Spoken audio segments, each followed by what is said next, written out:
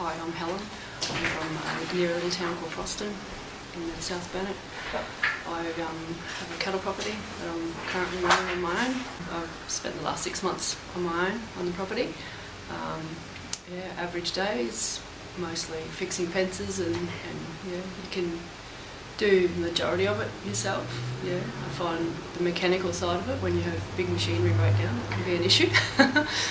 Being a woman, asking advice from men is another issue at times. The mustering I get help with, because it just makes it a lot simpler.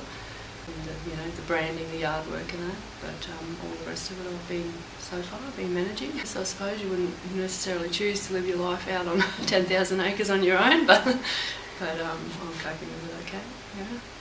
It's probably one of the reasons why I joined the Rural Women's, for just an outlet to hear a little bit more from everyone else what's happening around the place. And my husband and I actually grew citrus for about 18 years, and we had our last orchard resumed by the government for a paradise dam over near Bundaberg, and we had to get out, and we thought, well, we'll take a bit of a change, and we actually bought the cattle property. And I never realised I'd be the type of person that would go to a place and just think this is home. But the biggest issue I find, and it was an issue even before my husband and I parted, was that the distance. So if you need to move a piece of machinery or you have a breakdown up the paddock, you might be 4 kilometres from, and you've got no one to go. So you have to then walk back and get another vehicle.